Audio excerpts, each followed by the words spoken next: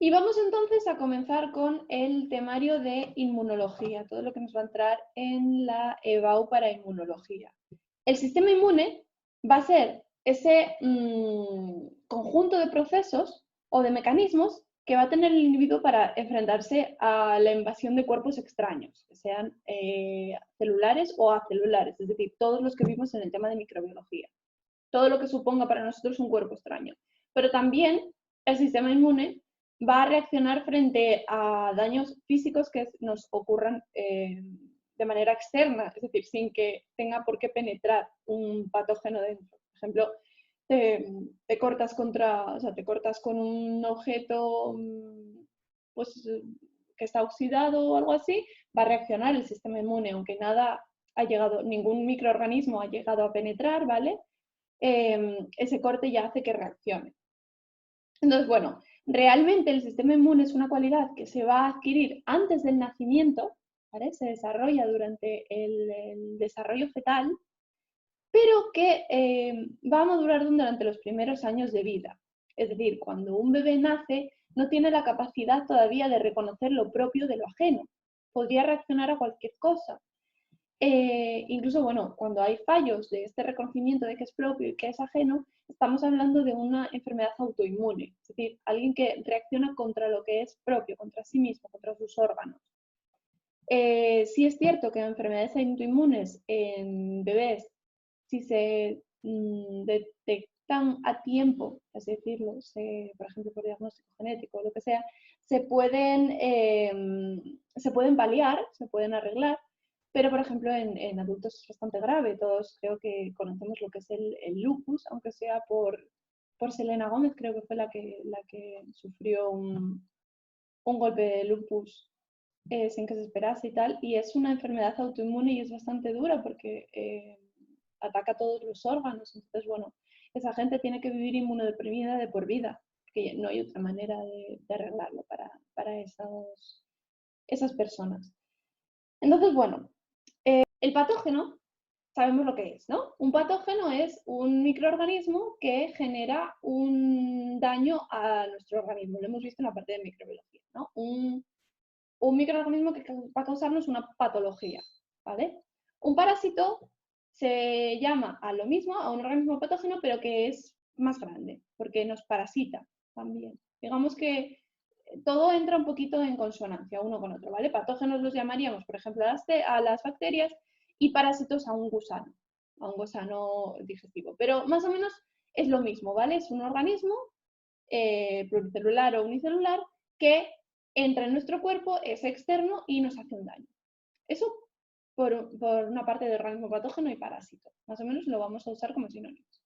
Por otro lado, vamos a tener antígeno.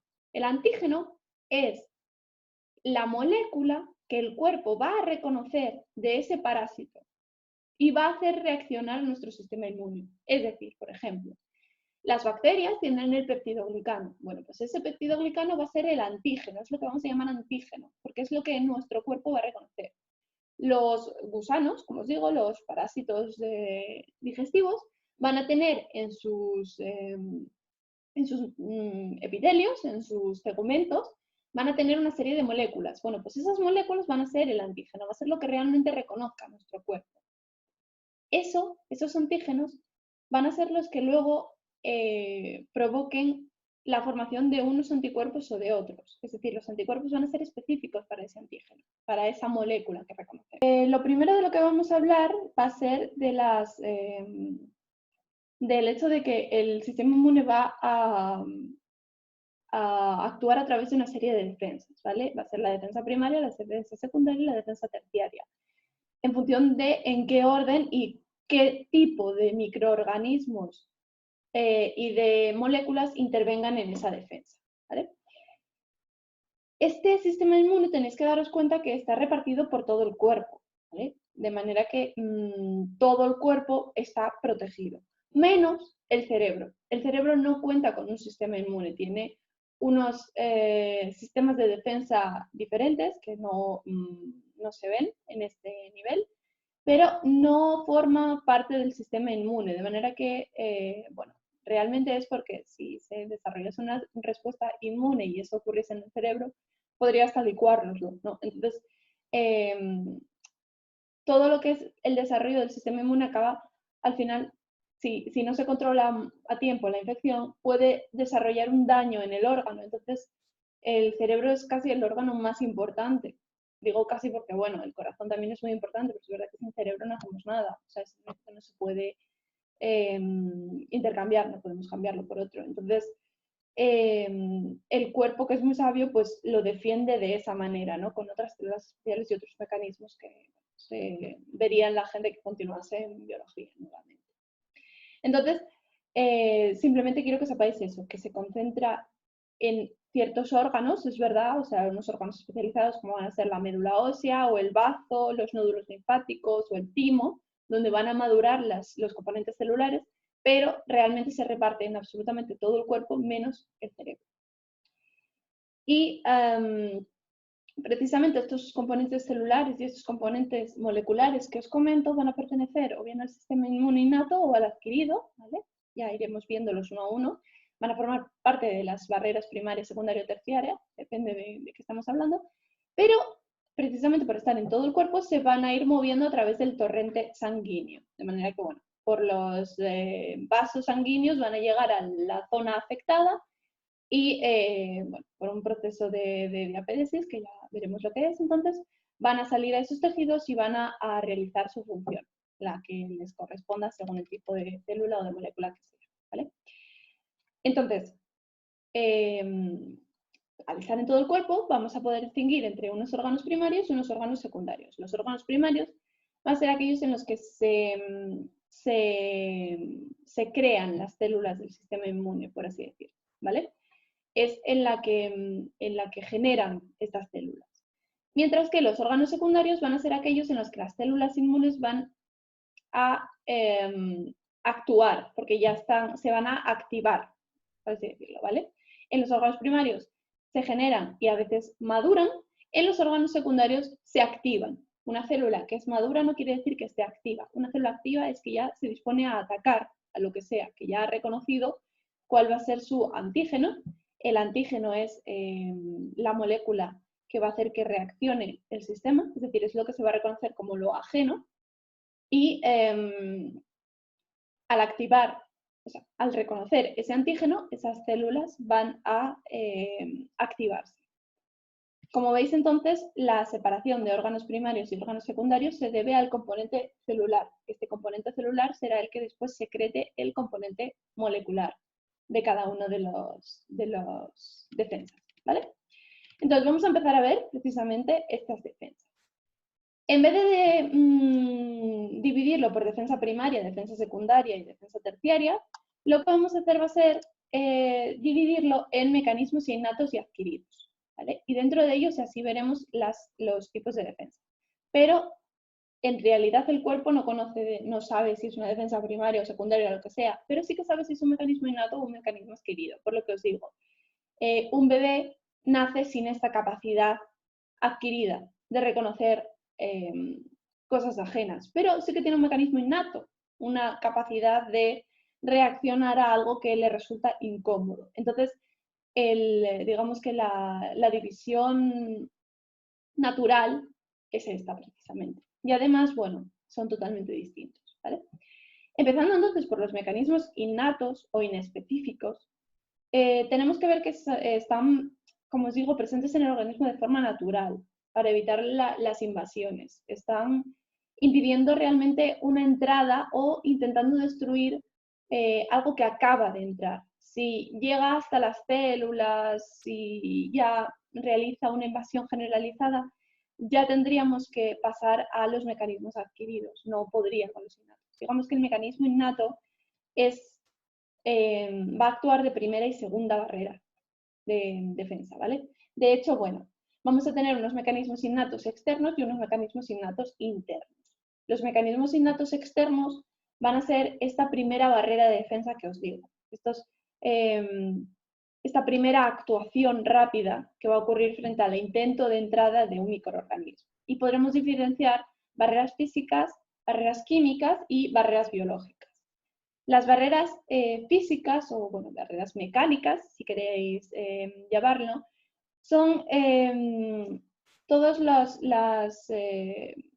barreras que pone el cuerpo a el intento de entrada de un microorganismo, pero de forma física. Es decir, aquellas uniones oclusivas, uniones de las células epiteliales que cerraban las células del epitelio de manera que hacían una barrera que era impenetrable, que se veían en la parte de citología, y si no ya la recordaremos, ¿vale?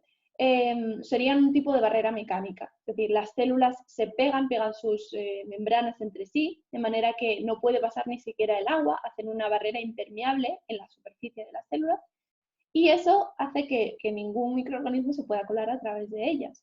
Sin embargo, dentro las células no tienen uniones tan fuertes, no presentan estas uniones oclusivas, las del tejido conectivo, por ejemplo, tal, no presentan unas uniones tan fuertes que hagan una barrera impermeable. Así que, por ejemplo, si hay una célula o un macrófago, que luego lo veremos, se va a poder desplazar a través de las células sin romper ese tejido.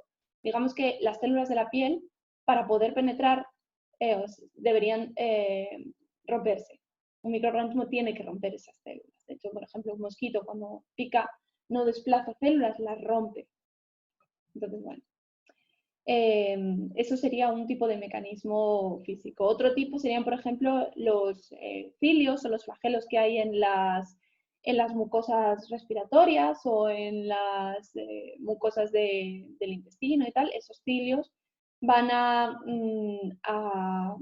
retener microorganismos y a evitar su entrada de forma más interna, ¿vale? Que no entren dentro del organismo. Otro tipo de barrera, aunque no es tan obvia porque parece que sería química, son las mucosas. Las mucosas son barreras mecánicas también, lo que hacen es dejar pegados a los microorganismos, ¿vale? Y por último, pues las lágrimas también, al llorar, cuando el ojo siente que tiene un microorganismo, las expulsa, ¿vale? Pero también vamos a tener barreras químicas. Entonces, bueno, digamos que el moco y las lágrimas también pueden ser parte de las barreras químicas, porque, por ejemplo, la saliva, las lágrimas, tienen lisofimas. Estas lisofimas lo que hacen va a ser destruir las barreras, las paredes, perdón, de las bacterias, aquellas paredes que os decía de peptidoglicano, que las había gram positivas, gram negativas. Bueno, pues las gram positivas tienen el peptidoglicano fuera, eran las que tenían aquella capa externa de peptidoglicano de muchas capas. Las gram negativas, os recuerdo que tenía doble membrana y por eso el peptidoglicano estaba protegido. Bueno, pues las gram positivas, su pared puede ser destruida gracias a las lisosomas que tiene la saliva y que tiene muchos mocos. Por ejemplo, las beta-defensinas, que son unos péptidos pequeños que se excretan para que se perfore la membrana de los microorganismos, simplemente hacen perforaciones. O cualquier tipo de secreción ácida del digestivo, o por ejemplo del epitelio vaginal, o sea, de la flora vaginal, tiene secreciones ácidas que hacían que no crecieran los microorganismos, ¿vale?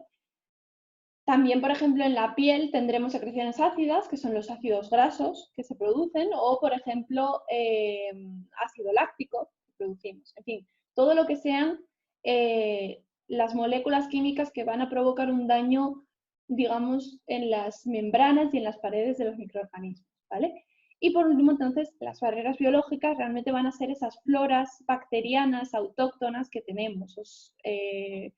Había comentado el tema de Cándida, que era un organismo oportunista porque si se desestabilizaba su crecimiento podía causar una infección, ¿no? Pero que de manera normal era un organismo que ayudaba incluso a la fertilidad de la mujer porque generaba ahí un ambiente, un pH incluso, que evitaba que otros microorganismos pudiesen colonizar esa flora vaginal y causar una infección. Es decir, controlaba un poco el hecho de que ese organismo estuviese ahí, controlaba al resto. Es lo mismo que está pasando ahora con nosotros y, por ejemplo, los pavos reales, ¿no? Al estar nosotros todo el tiempo en la calle, los pavos reales se habían retirado. Ahora que nosotros desaparecemos, aparecen los pavos reales de nuevo por ahí andando por Madrid.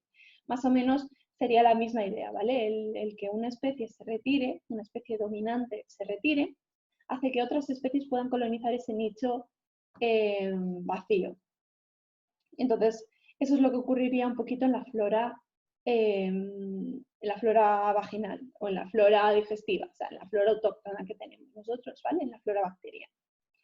Y esto sería un poco los mecanismos innatos externos, es decir, todo lo que constituiría la barrera primaria. Como veis, todo está destinado a ralentizar un poquito la entrada del microorganismo, ¿vale? Vamos a pasar a los mecanismos innatos internos. Estos mecanismos van a suponer o van a formar la barrera secundaria, ¿vale? Los externos eran la primaria, los internos son la secundaria. Y luego los mecanismos adquiridos ya van a ser esa barrera terciaria que veremos el próximo, ¿vale? Entonces, las barreras secundarias van a actuar cuando el patógeno ya sí que atraviesa esas primeras barreras de defensa, es decir, cuando ya sí que está dentro. Entonces, lo que sí que se va a desarrollar ahora va a ser una respuesta celular y molecular que ya es realmente propia del organismo. Esas células ya son propias. Hasta ahora, si os dais cuenta, todas las respuestas celulares que teníamos eran debidas a la flora bacteriana, a bacterias y a componentes que realmente no son el propio organismo, no los formamos nosotros, las tenemos ahí de manera adquirida porque bueno, las hemos tomado probablemente durante el desarrollo fetal, las adquirimos de nuestra madre o las vamos desarrollando o a partir de los alimentos, cosas así, ¿vale? Y cuando, por ejemplo, esas flores se destruyen hay que reponerlas de manera externa.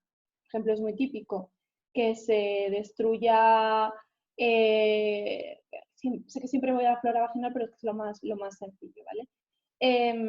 Es muy típico que, por ejemplo, haya una abrasión de la flora vaginal, se destruyan ciertos microorganismos porque Cándida se desestabilice, ¿vale?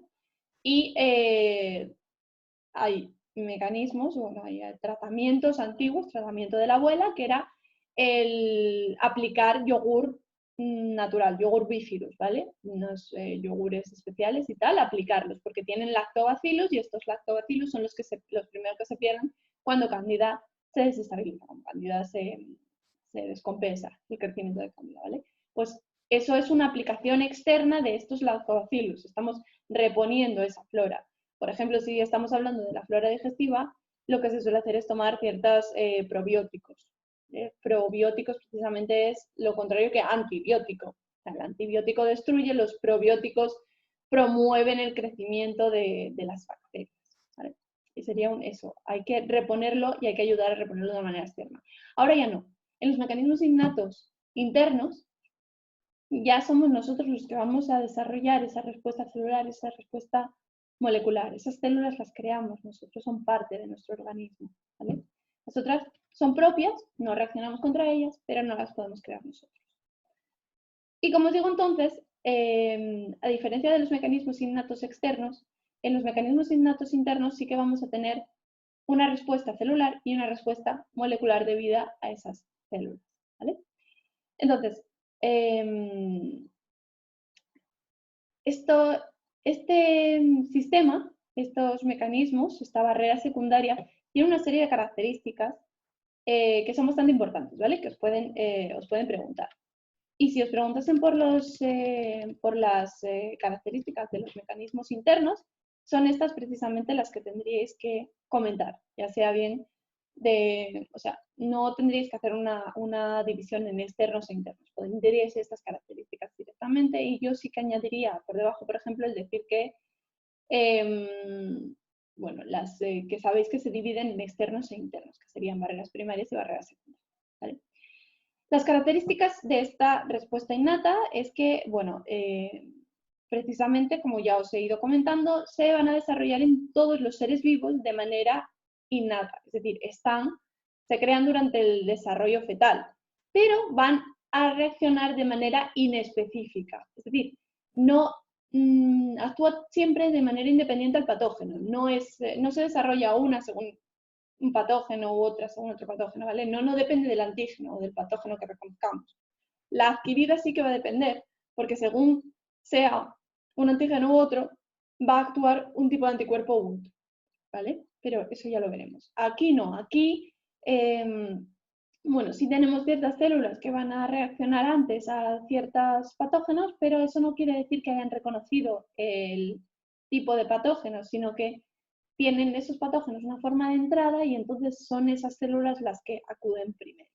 Entonces, que esta respuesta innata, estas respuestas innatas, además de ser inespecíficas, con lo cual no reconocen el antígeno, ¿vale? No reconocen al patógeno que actúa, sino que van a actuar siempre de la misma manera, de forma independiente del patógeno, ¿vale? Van a ser los mecanismos más rápidos, va a ser lo primero que ocurre, por eso mismo constituyen la barrera primaria y secundaria, porque son súper rápidos, ¿vale? Poseen células, ¿vale? Y poseen una respuesta molecular. Y esta respuesta molecular es la inflamación. La inflamación va a formar parte del mecanismo innato primario, no del mecanismo adquirido. Y estas moléculas van a ser precisamente sintetizadas por ese componente celular que os digo. Además, y algo muy importante, es que este mecanismo innato no presenta memoria. Es decir, no recuerda si ha sido o no ha sido patogenizado por ese patógeno. Puedes presentarle el mismo antígeno 300.000 veces que va a seguir actuando de la misma manera. No hay una respuesta inmunológica debida a la memoria, como sí que tendremos en el mecanismo adquirido. Es decir, no se va a formar nada que luego va a quedar ahí para actuar ante la siguiente infección. Entonces, empezando por el mecanismo celular, vamos a diferenciar, digamos, dos tipos celulares, ¿vale? Por un lado van a estar las células natural killer o células asesinas, ¿vale? Que son células que van a ser parecidas a los linfocitos, son células citolíticas realmente, que lo que hacen es reconocer células dañadas. Esas células dañadas propias, me refiero, nuestras células propias dañadas van a mostrar en su membrana unos trozos del microorganismo que les está dañando, lo que sea, es decir, una serie de señales, y estas natural killers se van entonces van a reconocer esas señales, se van a diferenciar formando linfocitos T inmaduros que, como no maduran en el timo, ¿vale? No maduran en el órgano especializado, no van a tener ese receptor de antígeno, ¿vale? No van a ser específicas de antígeno, sino que van a fabricar una proteína, una perforina, que lo que va a hacer es generar unos agujeros en la membrana de la célula que han reconocido y la van a destruir. Entonces, realmente es verdad que las natural killers las llamamos así, con un nombre tan células asesinas, porque están destruyendo nuestras propias células, pero son células que están infectadas. Esas células pueden estar infectadas de muchas cosas, ¿vale? Simplemente dan una señal de, oye, estoy infectada. El linfocito va hasta allí y en vez de madurar en el timo de manera específica, acorde al antígeno, van a madurar al lado de esa célula por el reconocimiento de esa señal, que va a ser siempre igual. Y van a formar esa perforina que va a destruir esa célula. Por otro lado, vamos a tener los fagocitos, ¿vale? Los fagocitos son células fagocíticas, como su nombre indica, es decir, que se comen lo que haya por ahí, ¿vale? Estas células se forman en la médula ósea roja, es decir, tienen cierta relación con las células sanguíneas. Y tienen una capacidad, esa capacidad que os decía de hacer la diapéresis. La diapéresis es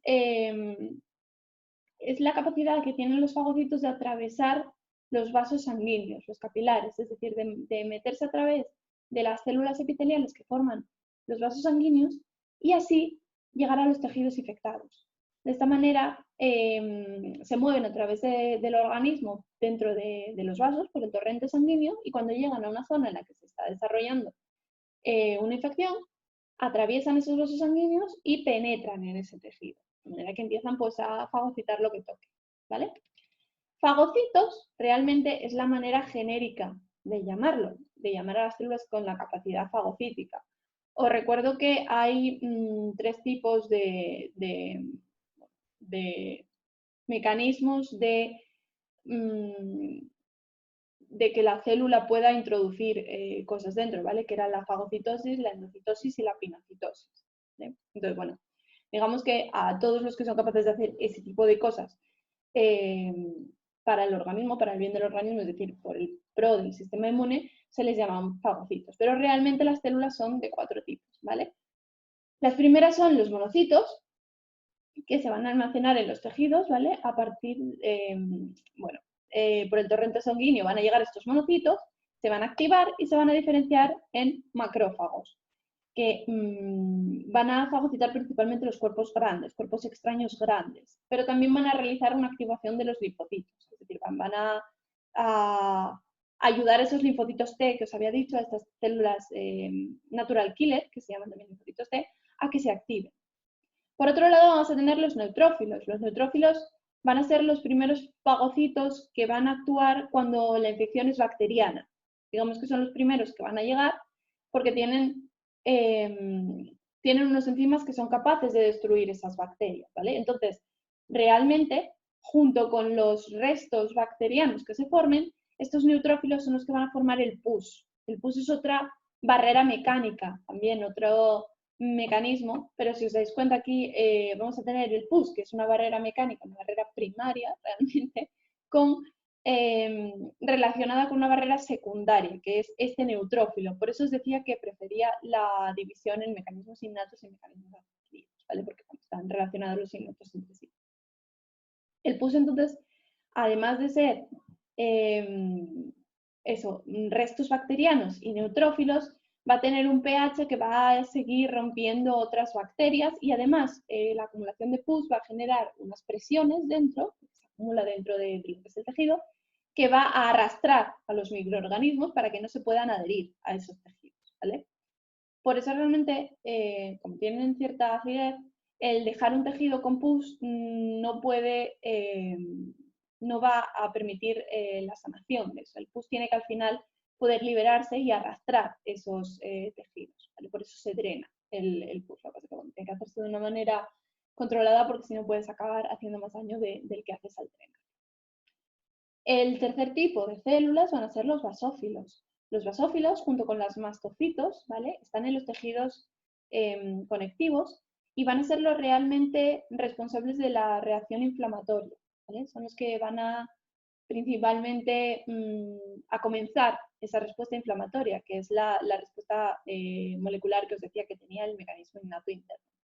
Pero también van a ser los causantes de esas reacciones alérgicas. Entonces, bueno, nos causan una parte buena y una parte mala, ¿vale? O sea, cuando el sistema inmune reacciona contra sí mismo, pero no de manera tan bestia como una reacción autoinmune, podemos tener una reacción alérgica. Bueno, pues esto se debe a los basófilos y a un tipo de anticuerpos que vemos en la parte de mecanismos adquiridos. Y por último tenemos los eosinófilos. Los eosinófilos son los fagocitos que tienen la capacidad de actuar contra parásitos intracelulares. Es decir, de directamente comerse a la célula completa que está parasitada intracelularmente y esa infestación de parásitos intracelulares, pues solucionarla. Son los que mayor capacidad tienen de reacción. Como os digo, realmente es un mecanismo innato, con lo cual todas las células van a acudir ante una penetración por un patógeno. No va a saber qué tipo de patógeno es. Simplemente que unas células tienen mayor capacidad de reacción una vez que ya saben lo que es el patógeno, pero todas reaccionan igual. Entonces, bueno, pues si lo que ocurre es que hay un parásito intracelular, los neutrófilos sí que acuden, simplemente que no pueden destruir ninguna bacteria, con lo cual no acaban formando pus, pero sí que hay neutrófilos en esa primera infección que ocurre, ¿vale? Y lo siguiente entonces tendríamos que ver sería la respuesta molecular. Acabamos de ver la respuesta celular, los componentes de la respuesta celular y vamos a ver los componentes moleculares. Os decía que la respuesta molecular de este mecanismo innato es la respuesta inflamatoria. Y la respuesta inflamatoria se va a presentar cuando se lesionen los tejidos. Es decir, se van a sintetizar una serie de moléculas como la histamina, braquidina, serotonina, también icosanoides, por ejemplo, ¿vale? Que lo que van a hacer va a ser liberarse en ese tejido dañado y provocar que los vasos sanguíneos aumenten su permeabilidad y derramen el líquido que contienen. Es decir, del plasma se va a liberar el suero que va a pasar a esos tejidos y van a acumularse generando una inflamación en esa zona que lo que va a hacer es delimitar todo lo que es la zona de la posible infección para intentar aislar al agente patógeno. De esta manera, como delimitas, por así decirlo, la zona, gracias a esa inflamación, pues intentas evitar que el agente patógeno se disemine por el cuerpo, y tenerlo localizado. Y bueno, va a haber dos componentes que van a permitir que se forme esta respuesta inflamatoria, ¿vale? Que van a ser los interferones, que van a ser proteínas que segregan las células infectadas. Es decir, os hablaba de que las células infectadas muestran una bandera diciendo, hola, estoy infectada, linfocito, mátame, ¿vale? Bueno, pues esas células infectadas lo que van a hacer va a ser sintetizar esta proteína, este interferón, para que las células adyacentes que están alrededor pues reconozcan que esa célula está patogenizada de alguna manera y destruyan el patógeno. Y por otro lado vamos a tener el complemento, que son unas macromoléculas que se van a sintetizar en el hígado y que van a potenciar esta respuesta inflamatoria, es decir, van a participar dentro de lo que es la activación de todas las células que luego van a dar lugar a la respuesta inflamatoria. Pero el complemento no está realmente sintetizado por estas células que hemos visto, por todos estos fagocitos y tal, no. O sea, se sintetiza dentro del hígado y son unas moléculas aparte, son macromoléculas, que potencian esta situación, ¿vale? Los que continúen por biología los estudiarán más a fondo. Entonces, en una respuesta inflamatoria lo que ocurre es que, bueno, el patógeno, ¿vale? Pues nos contacta, por así decirlo, vamos a decirlo así, toma el contacto. Entonces, en ese momento, los macrófagos y los neutrófilos se desplazan a este lugar de contacto y empiezan a fagocitar los microorganismos que por allí haya, ¿vale? Todo lo que encuentren o lo que muestre una señal de que está infectado, ¿vale? Los macrófagos, os decía que eran que tenían la capacidad de fagocitar cuerpos más grandes, los neutrófilos se encargarían más de las bacterias, pero bueno, digamos que como son los primeros que llegan, son los primeros que intentan hacer algo, ¿vale? Al mismo tiempo, entonces, los mastocitos y el resto de fagocitos que vayan llegando van a empezar a liberar las sustancias que van a generar esa inflamación local. Es decir, empieza ese intento de aislar el patógeno, ¿vale? La histamina lo que va a hacer va a ser ese efecto de vasodilatador, ese efecto de estimulación de la permeabilidad de los vasos sanguíneos, de manera que va a ser lo que va a provocar el enrojecimiento de la zona y la inflamación propiamente dicha, o sea, el aumento de volumen realmente por la acumulación del líquido de los vasos sanguíneos. Por otro lado, los eicosanoides lo que van a hacer va a ser elevar la temperatura de la zona. Si os dais cuenta, cuando tenemos una inflamación localizada, me refiero, o sea, no un fenómeno de fiebre. Cuando tenemos una fiebre que es temperatura alta en todo el cuerpo, estamos hablando de otro mecanismo, ¿vale? Que sería un mecanismo adquirido, ¿vale? Es de la segunda parte, pero no, aquí estamos hablando de una inflamación local. Si tenemos una inflamación generalizada, tenemos una septicemia probablemente y entonces ya, bueno, es una situación mucho más avanzada. Estamos hablando de las primeras fases de la patogenización, ¿vale? En una inflamación localizada, solemos tener la zona, además de roja e inflamada, caliente. Y eso es porque los eicosanoides elevan la temperatura de la zona para intentar desnaturalizar los enzimas que tenga el posible patógeno. Por esta razón, todos los fagocitos tienen una temperatura de actuación un poquito más alta, es decir, una temperatura de desnaturalización más alta, los enzimas de estas células, porque tienen que precisamente prepararse para poder trabajar en estas condiciones, ¿vale? En unas condiciones en las que se eleva la temperatura para intentar matar al resto. Entonces, claro, no tendría sentido que estas células se desnaturalizasen a una temperatura normal. No, son capaces de soportar unas temperaturas un poco superiores, ¿vale? Por otro lado, además, se van a sintetizar citocinas. Estos fagocitos van a sintetizar citocinas que van a realizar una quimiotaxis, es decir, una atracción quimiotáctica de otros fagocitos, ¿vale? Y también interferones. Por las células que estén colonizadas van a realizar interferones. Una atracción quimiotáctica lo que quiere decir es que se atraen químicamente, se atraen por la muestra de una molécula. Es decir, una célula muestra una molécula que otra célula más lejana es capaz de reconocer y entonces se produce un acercamiento de las dos. Táctico es pues, como una táctica de tal, ¿vale? Es lo que significa el movimiento. Y la primera palabra dice el cómo se realiza. Por ejemplo, si fuera por luz, pues, o sea, si la atracción fuera hacia la luz, estaríamos hablando de fototáctico, ¿vale? Pero bueno, en este caso, como os digo, sería por citocinas. Los fagocitos sintetizan citocinas para llamar a los otros fagocitos, para decir, oye, yo estoy aquí, estoy trabajando, venid a ayudarme, compañeros. Y los interferones que los sintetizan las células infectadas para decir, oye, estoy infectada, mátame, ¿vale? Algo así. Y también con estas citocinas van a activar a los linfocitos, ¿no?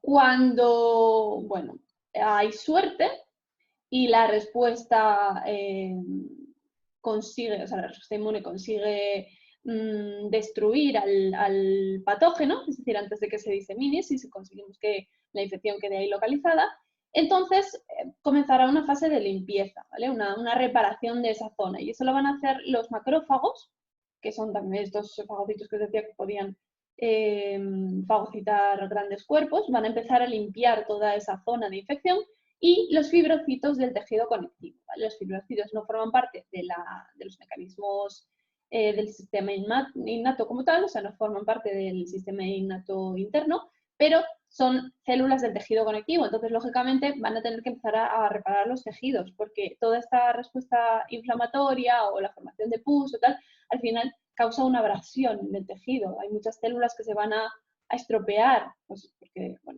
porque son infectadas, porque se destruyen o porque simplemente se dan efectos secundarios de otras células que se han tenido que destruir y que han liberado su contenido, ¿vale?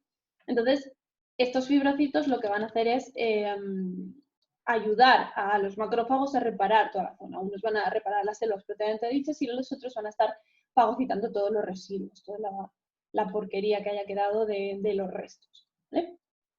Y entonces hasta aquí sería todo el tema de los mecanismos innatos.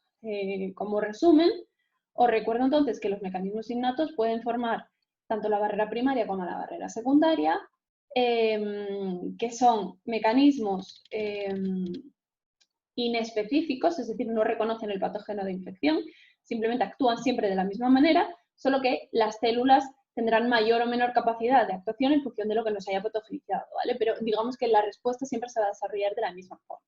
Luego ya allí, pues, si son bacterias los neutrófilos, si son parásitos intracelulares los eosinófilos, si son X y lo que sea, pues serán unos fagocitos u otros los que tengan mayor capacidad de actuación, ¿vale? Y luego siempre se va a desarrollar lo que es la respuesta inflamatoria. Además, bueno, es una respuesta rápida, como os digo, porque es lo primero que va a ocurrir, es un intento de parar la entrada del microorganismo o de destruirlo al menos mientras está entrando, con lo cual por eso es una inflamación localizada y es innata, la tenemos todos al nacer, se desarrolla al nacer y, o sea, se desarrolla, perdón, el desarrollo fetal lo tenemos al nacer, no como la adquirida que la iremos desarrollando después. Y básicamente es eso, que lo que lo va a diferenciar de los mecanismos adquiridos. Los mecanismos adquiridos van a suponer la tercera barrera, ¿vale? Va a ser la tercera defensa. Y en este caso, la principal diferencia también con los innatos es que van a tener memoria. El mecanismo innato no va a tener memoria, no va a ser capaz de reconocer que ya hemos sido infectados por ese patógeno. Nos podríamos infectar, o sea, podríamos infectarnos 150.000 veces que el mecanismo de actuación va a ocurrir de la misma manera. Entonces, si el patógeno es capaz de entrar y superar la primera barrera y la segunda, va a hacerlo todas las veces. Ahí será el mecanismo adquirido, es decir, la inmunidad adquirida la que tendrá que funcionar para decir, oye, ya sabemos cómo cargarnos a este patógeno y nos lo vamos a cargar, pero no puede depender de que el mecanismo innato le prohíba el paso, si es que ya es capaz de soltar, ¿vale? Sin embargo, bueno, el mecanismo adquirido sí que será capaz de actuar más rápido o en función de su memoria, de que haya desarrollado esa memoria inmunológica. El mecanismo innato nunca va a tener memoria, es algo que lo define por sí mismo, ¿vale? Hasta aquí tendríamos todo lo relacionado con los mecanismos innatos y en la próxima clase continuaríamos con los mecanismos